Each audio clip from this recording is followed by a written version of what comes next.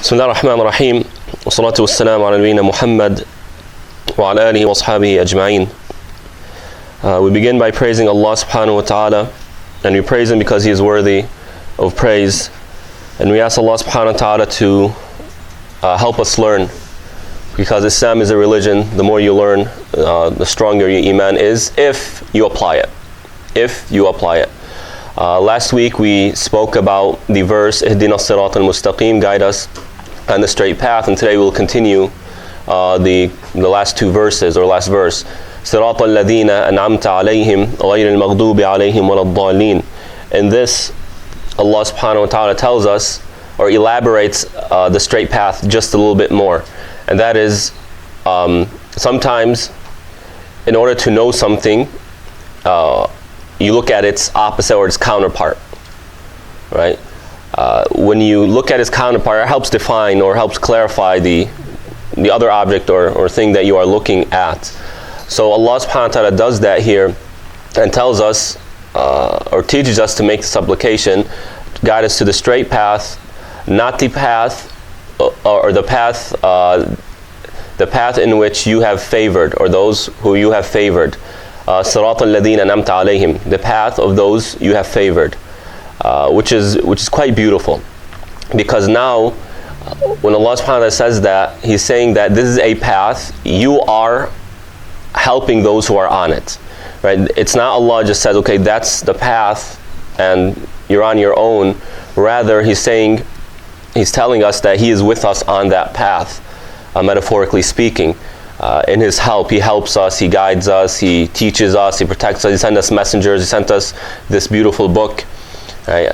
So Allah is with us as we go on this path, and we try to reach the goal, which is Allah subhanahu wa ta'ala, His pleasure and His reward of paradise. Also, it links us, the hearer, the supplicator of this dua, to those before us, right? Those who you have favored, before us, such as the prophets, the companions, even before the ummah of Muhammad sallallahu alaihi wasallam, right?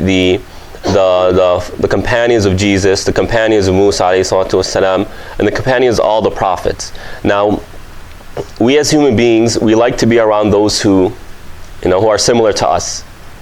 It makes us feel better, and that's just human nature, subhanAllah.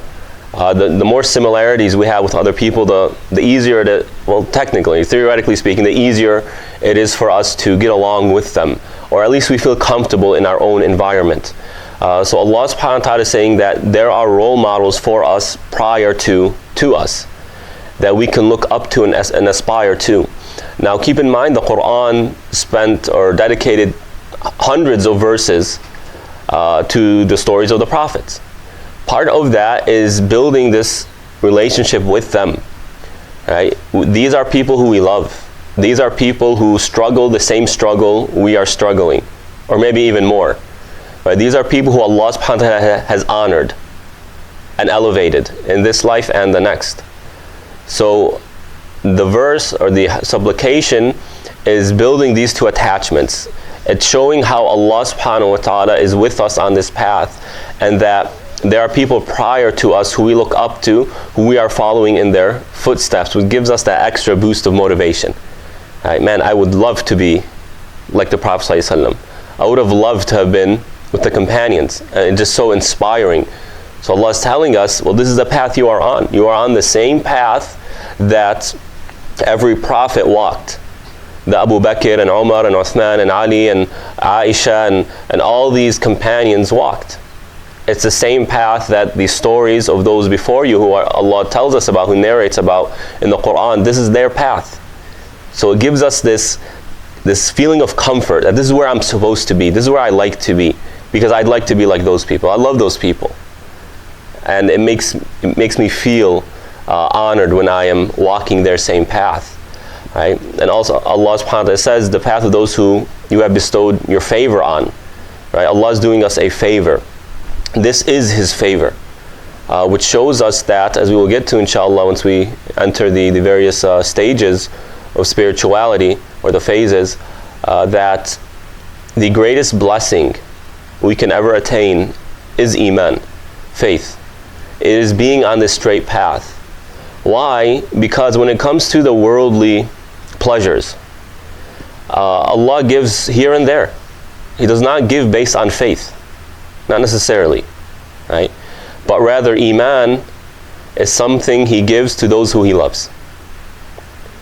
It's something He gives to those whose hearts, are at a level where they can actually hold Iman. And the fruits of Iman, the benefits of Iman are endless. There are no ends to what Iman can offer a person, not in this life or the next. That's why, or to kind of display that, illustrate that, a person will constantly build their Iman and will never reach a threshold or a limit. Right? They'll never reach, I can't get any more pious. That's just never the case. You'll continue to work and work and work, and you'll continue to discover and discover. The book for Iman is the Quran. No matter how much you study it, it will constantly and continuously give its fruits. It'll never end. Right? And last but definitely not least, paradise. That is the reward of those who follow this path. And that is an endless reward. As Allah subhanahu wa ta'ala says in the Quran, it's a reward that has no end. It does not cease. It's never cut off. So no matter how much effort you put, no matter how much sacrifice you give for Iman, its returns are always greater, and it's never limited. And it comes to you in unexpected ways, and it gives you unexpected blessings. So you have these three elements at play right here when Allah subhanahu wa ta'ala says these Surah al Fatiha, these three words or four words, the path of those who you have favored. Right? It connects us with Allah subhanahu wa ta'ala, it connects us with our pious predecessors, and it connects us with the greatest favor, which is Iman. Then Allah subhanahu wa ta'ala continues, غَيْرِ الْمَغْضُوبِ عَلَيْهِمْ وَلَا الضَّالِينَ, not the path of those who you are angry with or those who have gone astray. Now notice that Allah subhanahu wa ta'ala, when He mentions His favor, He says, this is my favor.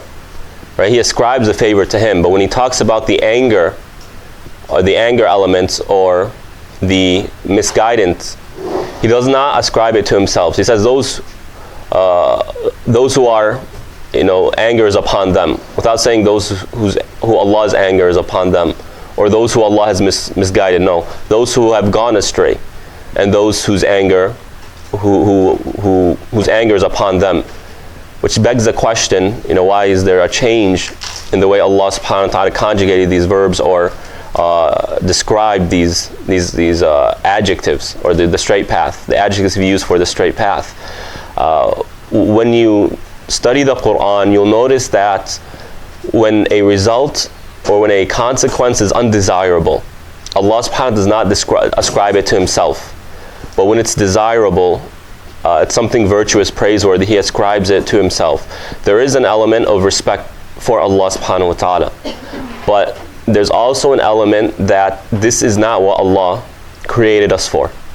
He did not create us for Him to be upset with us. He did not create us for us to go astray. Allah's role in our life, right, in our lives, is to bestow us with His favors, to have mercy on us, to give us, and to guide us. And therefore, if anyone does not achieve that, it's by their own doing. It's by their own hands. And it also shows us something very interesting, that when a person is, anger is upon such a person, it shows us that it's not just Allah's anger that's upon him.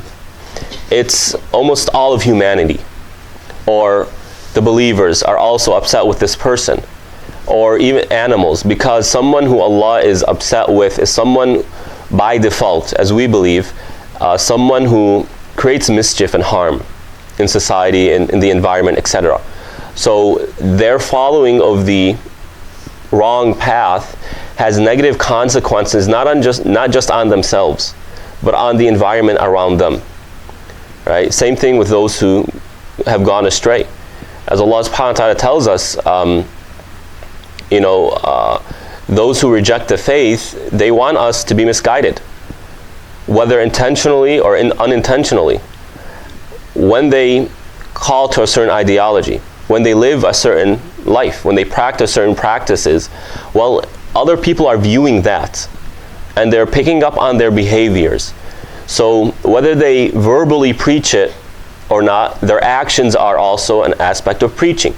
This is a human reality, right? And it can be on such a simple level as well.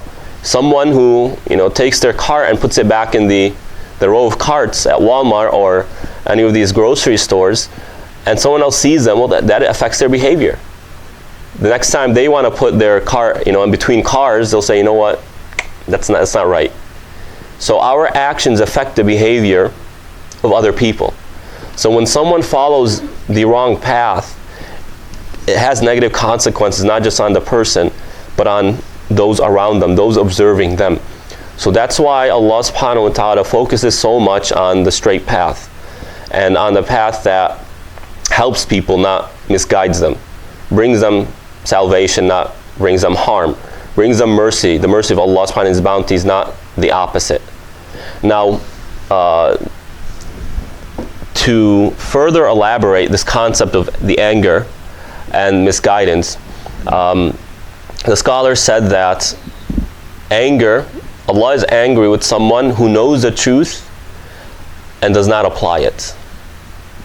Right? Who knows the truth and does not apply it.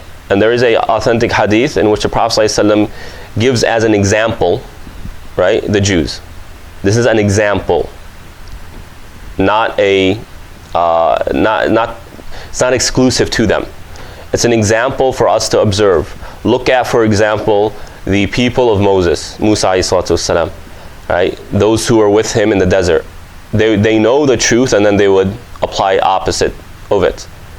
Right? This is an example. Why is Allah giving us this example? Don't be like that. Because there are Muslims who are the same exact thing. They know the truth, they don't apply it. Right? And therefore, they have an element of this. And those who are misguided are those who practice but without knowledge. And the example was given of Christians. Christians are spiritual people. They are people who love charity. They are people who love helping others. This is something we see. We see left and right. Right? Especially those who deal with interfaith like myself. They are sincere people. They are well-meaning people. They are people who love to help others. I have no doubt in this. And they do it for the sake of God. But there is an element of lack of knowledge, which they are missing, and therefore,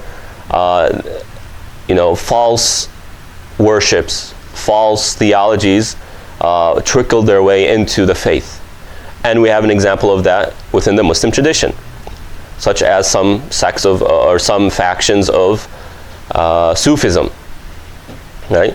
Some factions of Sufism, it's all about the application without knowledge. They are not people of knowledge. And scholars have highly criticized them for it. Right? They will do certain things that are simply not part of the faith, such as dancing, saying that dancing is an act of worship. No, there's no such thing as dancing as an act of worship. It's just not there. So we as Muslims, Allah subhanahu wa ta'ala is telling us, if you truly want to follow this straight path, then you need to learn and apply. Allah subhanahu wa ta'ala says this in Surah Muhammad alayhi salatu wassalam, فَعَلَمْ أَنَّهُ لَا إِلَهَ إِلَّا اللَّهِ وَاسْتَغْفِرْ لِذَنْبِكَ وَلِلْمُؤْمِنِينَ وَالْمُؤْمِنَاتِ. He tells the Prophet ﷺ, know that there's nothing worthy of worship except Allah subhanahu wa ta'ala. So that no aspect, learn. If you want faith in Islam, we believe if you want faith, you have to learn. And if you don't learn, you are setting yourself up for some harm.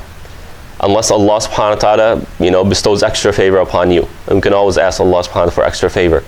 But so if a Muslim does not have knowledge, does not seek knowledge, then they are, setting themselves up for potential harm.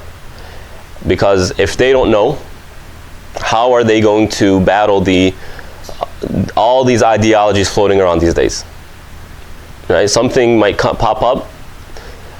It's a very silly argument, but because they don't know, it affects them, right? Especially during the time of ISIS and Al-Qaeda and all the misconceptions of Islam that were being spewed left and right through the various media channels. Well, some Muslims left Islam because this is my faith. oh, this is not a good faith then, and they left, right? When what they were saying was very silly, very out of context. It's not what we preach, not what we teach. And if a person doesn't know, how are they going to teach their kids? So if they get by, their kids might not have the same fortune.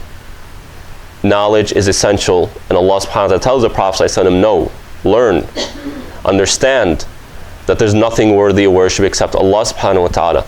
And then ask for forgiveness for yourself and for the believers. Right? The action comes after knowledge. So we as Muslims, in order to be on this path, we need to learn. And we need to sacrifice our time for that.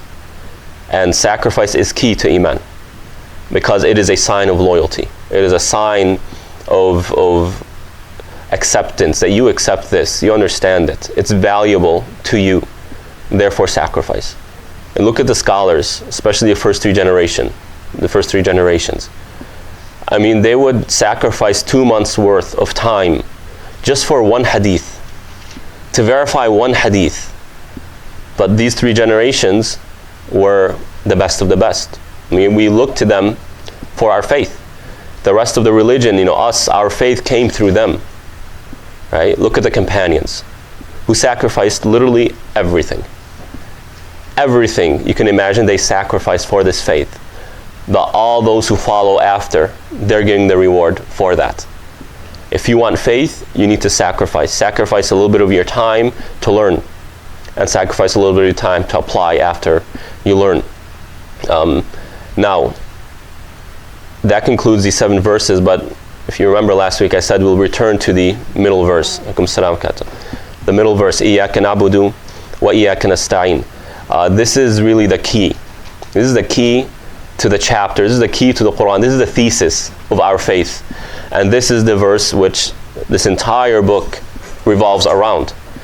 And to really grasp why, it helps to look at a hadith Qudsi, in which Allah subhanahu wa ta'ala tells us that He split prayer between Himself and His servant into 2 halves. If His servant says, Alhamdulillahi Rabbil Alameen, or when he says or she says, Allah subhanahu wa ta'ala responds to that and says, my servant has praised me. So imagine yourself, you are saying this. Every day you're saying it 17 times at least, or we're obligated to say it 17 times.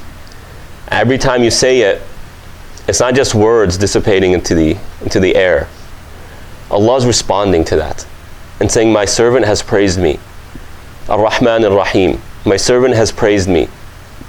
Maliki Yawmiddin, my servant has glorified me.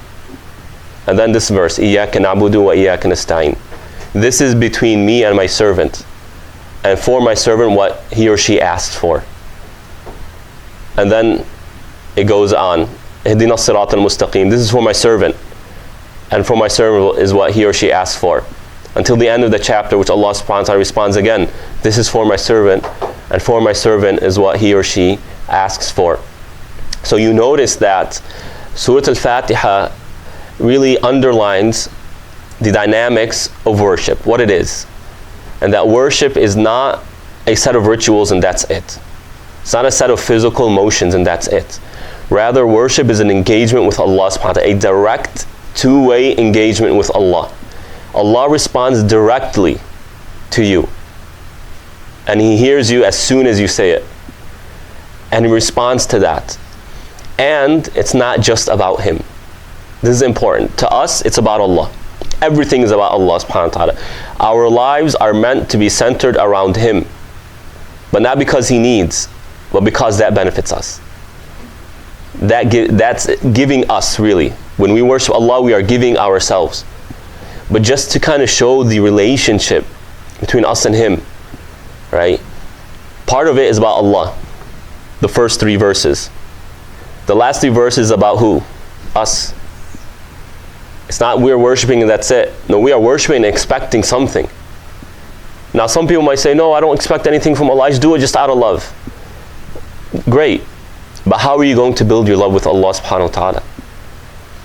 We build our love when we see what He responds, when we see what He gives us. The more blessings we see Allah giving us, the more we love Him. So when Allah gives us It's not just to spoil us. It's for us to be grateful, as we will get to, inshallah, who knows how many weeks. The phase or the level of gratitude. Well, part of gratitude, why is it so essential in Islam? Scholars said gratitude is half of the faith. Why? Because that's how you build your love with Allah subhanahu wa ta'ala, for Allah. When you see His blessing, when you make a dua, right? You're making a dua and you see the answer in front of you.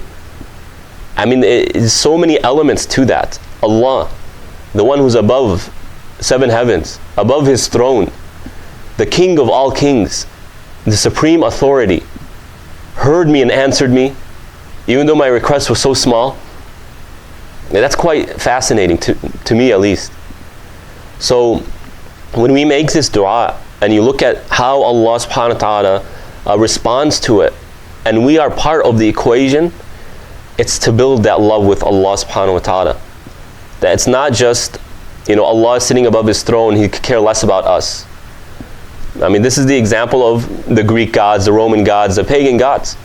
When you look at their stories, I mean, whether it's through Disney or through their Greek mythology, these gods, what are they doing? They're up in their heavens and they're challenging one another, right? They're having some sort of feud, and they could care less about human beings. Humans are not an element of their lives or their realities, however you want to describe it. But what Islam does, right? What these prophets did, what they introduced to the world, through revelation, through divine revelation, is a God, the God, who's actually interested in us. We are the point. Allah subhanahu wa ta'ala is self-sufficient. He sees us, He hears us, He observes us. He answers our calls. He provides us. As He says, there's not a single creature that walks this earth except that it's upon Allah to provide them. This is a completely different element. When we sacrifice, right? Let's say we slaughter an animal as an act of worship. It's not for us to feed the God. Pagan ideologies like that. Yeah, you see this in Quraysh, you see this in other, even modern day paganism. One person told me that we would sacrifice food and we would offer it to these idols. And I kept thinking, well, we're the ones who need the food. Why are we feeding them? And this really, subhanAllah, it answered a question that I couldn't understand, or answered something that I couldn't understand in the Quran. And that's the verse, وَهُوَ يُطْعِمُ وَلَا يُطْعَمُ. He's the one who feeds and is not fed. I never understand why Allah subhanahu wa ta'ala said that until I heard this. It's not us giving Allah, it's Allah giving us. He is the supreme authority, we are the ones in need of Him. Right? So Allah is the one providing us, we're not providing Him. When we slaughter, right, like on Eid al Adha or any time after that for Aqiqah, or just to thank Allah subhanahu wa ta'ala. Allah subhanahu wa ta'ala says, لَن يَنَالَ اللَّهَ لُحُومُهَا وَلَا دِمَاؤُهَا وَلَكِنْ يَنَالُهُ التَّقْوَى مِنْكُمْ. That meat or blood is not reaching Allah subhanahu wa ta'ala. It's not what's going up to Him. Now the pagans of Quraysh, when they would slaughter, they would hang these carcasses, these dead animals on the Kaaba, or they'll hang them up, right? Thinking that that's going to Allah subhanahu wa ta'ala, or going to some God. Allah says that that's not what, that's for you. You can use the skin for leather, you can use its wool or its fur for clothing, for a cover, for a carpet, and you eat the meat. That's for you. What goes to Allah is your piety, your taqwa, your consciousness of Him. And this tells us when we slaughter why? Because we are grateful to Allah subhanahu wa ta'ala. So when you look at Eid al Adha, right, when we slaughter, is a sunnah to slaughter. As for the Abu Hanifa, it's an obligation if a person has the financial capabilities of doing that. What do we do with the meat? Part of it is giving it in charity and gifting it. But the worship is what? Being grateful to Allah that He provided us with these blessings, with food. We're not the ones who created sheep. And even when sheep replicate, it's not us doing that. They do it all by themselves. And Allah subhanahu wa ta'ala points that out towards the end of Surah Yasin. He provides, or I'm sorry, in Surah al Hijr, the وَمَنْ لَسْتُمْ لَهُ بِرَازِقِينَ, and He gave you that which you don't provide. We're not the ones providing trees. It's Allah providing it with rain. We're not the ones who caused the grass to grow for the cattle to eat. It's Allah subhanahu wa ta'ala. He does all of that, right? So the relationship we see in إِيَّاكَ نَعْبُدُ وَإِيَّاكَ نَسْتَعِينُ, Allah provides us, we worship Him. But there is that element of we are in the equation. There is something we gain. It's not just Allah subhanahu wa ta'ala is waiting for us, to do a sin so that He can punish us. That's it. And He's out of the equation. He's just sitting there. That's not how Islam is. إِيَّاكَ نَعْبُدُ وَإِيَّاكَ نَسْتَعِينُ. It is you alone who we worship, and it's you alone who we seek help from. And that brings us to really element number 2. The way we relate to Allah subhanahu wa ta'ala is through worship. The way Allah relates to us, or the way He engages us, is through isti'ana, helping us. So Ibn Qayyim, this book is split into 2 halves. The first half is إِيَّاكَ نَعْبُدُ. It is you alone who we worship. The stages, the spirituality behind worship. And then the second half is the isti'ana part, how to get help from Allah subhanahu wa ta'ala, right? And just to kind of display this, so there's an image in our mind. If someone can just raise the camera up a little bit, right?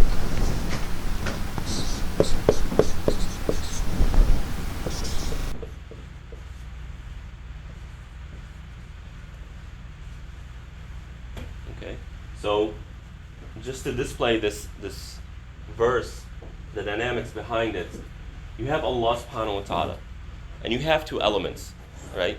Now, the one who initiated this engagement is Allah subhanahu wa ta'ala. Right? He initiated it. How? Well, He created us. Created us with purpose. He created us with the ability to learn. He created us with honor and dignity. He created us and guided us. He showed us guidance. He created us and sent messengers and books. All of this is what? To build that relationship. So Allah initiated this engagement by helping us. The isti'ana, help. How did He help us? As I just said, He created us. He gave us the tools to understand and to learn and to apply. He honored us to show that we are special. We are unique to Him, subhanahu wa ta'ala. He sent us messengers to teach us and to remind us how to engage with Allah subhanahu wa ta'ala. He sent us books that we can use as a reference. So He initiated that. Now, how do we respond? Exactly. We respond with worship. Because what does the book tell us? What did the prophets tell us? To worship Allah. Worship Allah. This is how you worship Him. We pray 5 times a day. We fast Ramadan. We give charity. Right? That's how we respond. So, if you can imagine, someone comes, right? Allah sent a messenger to humans, to societies. And He tells them, preaches them, Allah commands you to worship Him alone. Right? I am a messenger. This is the evidence that I am a messenger. His command is for you to worship Him alone. We accept. Okay, this is how you do it. We worship. Right? Now, most Muslims have this layer going. What happens next? Does it just stop there? It doesn't stop there. What does the Quran tell us? When someone responds and worships, how does Allah respond to that? He rewards them. He rewards them. Part of that reward is in this life. It's in this life. Why? Because when we see the reward, when we taste the iman, when we feel that contentment and happiness, Allah is essentially helping us by motivating us even more to do more. This is the reward. Do more.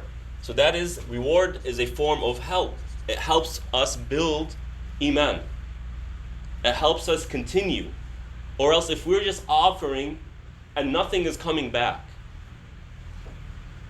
that's very problematic. Questions will arise, right? Now, How then should a person respond? When they see the rewards, they respond with what? And what kind of worship specifically? Gratitude. Right? So they respond with another act of worship, specifically gratitude. Right? We said that gratitude is an act of worship. It's an essential, fundamental act of worship. Right? If we are grateful, what does Allah tell us? وَإِذْ تَأَذَّنَ رَبُّكُمْ لَإِنْ شَكَرْتُمْ لَأَزِيدَنَّكُمْ.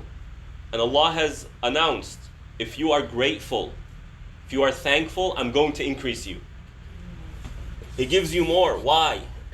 Because now you are able to utilize the blessings in a way that gets you closer to Allah, thus fulfilling your purpose. Therefore, Allah increases you to continue on that road, to increase your iman even more.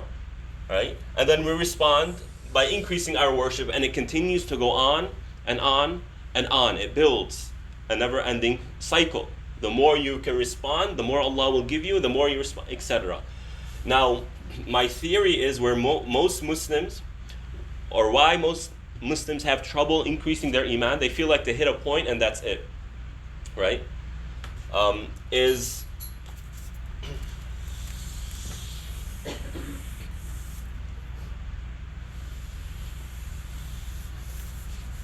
Right? So Allah sends the message, that is His form of help. We respond by believing and applying. Allah grants us, but this is where the cycle kind of pauses. We fail to recognize, or we fail to look for His blessings upon us. And therefore, we forget to thank Him. This is where I believe, Muslims find a kind of that pause. And to give an analogy, when a person's working out, right, they're building muscle, their body now needs more calories every day, right? If you don't increase your calorie intake, for some reason you will not be able to get stronger, right? That's just how the body works. Well, that's how iman works. Again, this is my theory, right? So as we go through this book, this is what we need to keep in mind, right? We are doing this to increase our iman. We are doing this to apply it, to look for these elements in our lives, and then work on it and build it. So this is what the verse is telling us. Our relationship to Allah is إِيَّاكَ نَعْبُدُ. It is you alone who we worship. And Allah engages with us through aun, right? He helps us. It is you alone who we seek help from. That is the relationship. Now, one might say, what about a person who's being tested? Some people don't have the best lives. Well, let's be honest. People who are born in certain countries, they live a life of difficulty. That's a reality, right? However, when you analyze this concept of ibtila, what is the purpose of ibtila? Always remember, Allah subhanahu wa ta'ala has no reason to punish us. He does not gain anything. مَا يَفْعَلُ اللَّهُ بِعَذَابِكُمْ إِن شَكَرْتُمْ وَآمَنْتُمْ. What is Allah going to do with punishing you? What is He going to gain? What's there to gain out of it if you are grateful and you believe? Meaning you apply faith. So it tells us the point of an ibtila is to build our iman. It's to get us closer to Allah subhanahu wa ta'ala. For some people, it's easy for them to get close to Allah through blessings. They respond positively to blessings, while others respond very negatively. The more blessings they have, the further away from Allah subhanahu wa ta'ala they get. Some people respond positively to hardship. When hardship comes, you see them in the masjid, right? They become stronger believers. While some people, no, they actually distance themselves. It causes them to become more distant from Allah subhanahu wa ta'ala. Allah knows this. We might not really see this as much. So when Allah tests someone, that essentially is Him helping that person. That is His help for that person. So a test, right? That is His help. How do we respond to this? By worship. right? It's always worship, but specific kinds of worship. When we are going through a hardship, what are we commanded to do? Be patient, right? Patience is an act of worship.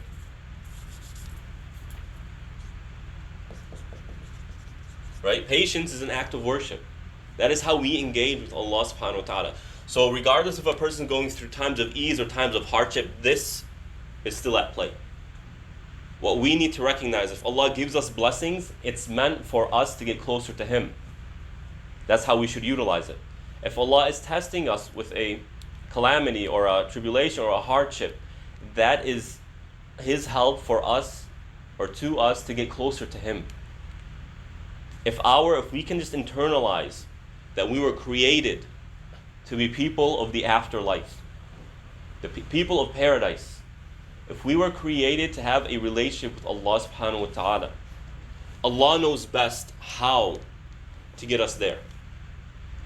But we know through revelation that regardless of our situation, this door is always open. And if we can realize, internalize this, we will realize that we will always have a purpose. There's always something to do. That there's never a moment where I wish I wasn't alive. There's never a moment, what's the point of all of this? Right? This is my theory, based on what I understand from Ibn Qayyim and other works, and this beautiful verse. This is what Iman is. This is the dynamics at play. So when we go through this book, and we ask Allah subhanahu wa ta'ala, to help us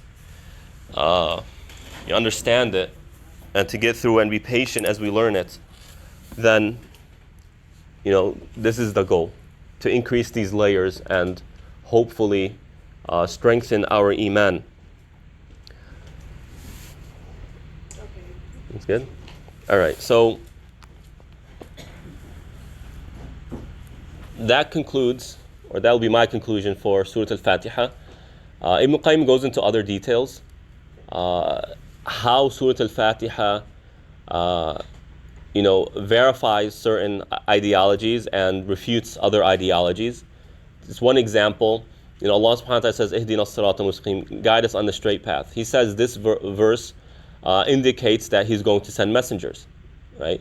Logically speaking, how can we be on the straight path without knowing what the straight path is? And the way we know the straight path, it has to be through Allah. And since Allah subhanahu wa ta'ala does not engage us directly, He sent messengers. Right? So this is kind of a logical argument for this thing called prophethood, right? This concept called prophethood. And then he'll refute another ideology, for example, the Jahmis, who reject Allah's names and attributes. Says Allah does not have any names, He does not have any attributes. Right? So Ibn Qayyim refutes that through Surah al Fatiha by saying, well, Allah subhanahu wa ta'ala started it with attributes of Himself. Praise, alhamdulillah. All praises to Allah. Well, how are we going to praise something that is not defined? And then He describes Ar-Rahman Ar-Rahim. These are praiseworthy attributes. Allah is describing Himself here. Malik Yawmiddin, right? The sovereign of the Day of Judgment. And He goes through other things. So he has his explanations even longer. However, I feel that it's not as relevant to this course as so I'm just going to skip over that. Now, with the conclusion of that, we are about to enter the first stage of Iman. But to keep in mind, there's something we should keep in mind as we go through this book.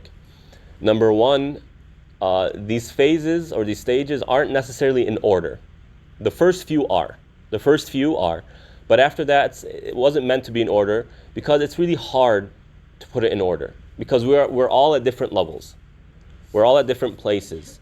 Some people need a dose of this, a little bit more than that, while others are the exact opposite. So aside from the first 3 or 4, it's not really meant to be in order. Another thing is, we might be strong in one stage, but weak in another, right? However, there's always room to grow, regardless where you're at.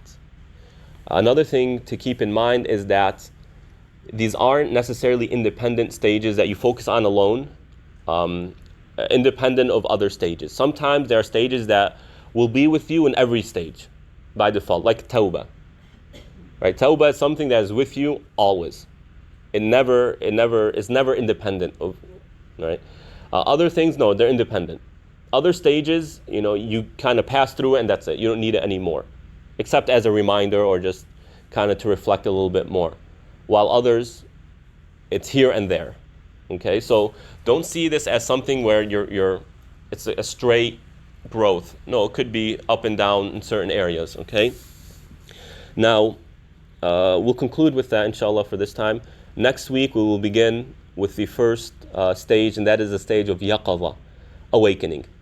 Right? Inshallah, so we ask Allah subhanahu wa ta'ala to accept from us and to help us grow through the words of Ibn Qayyim rahmatullah alayh. Wa sallallahu ala Muhammad wa ala alihi wa ashabihi ajma'in. Jazakumullah khair.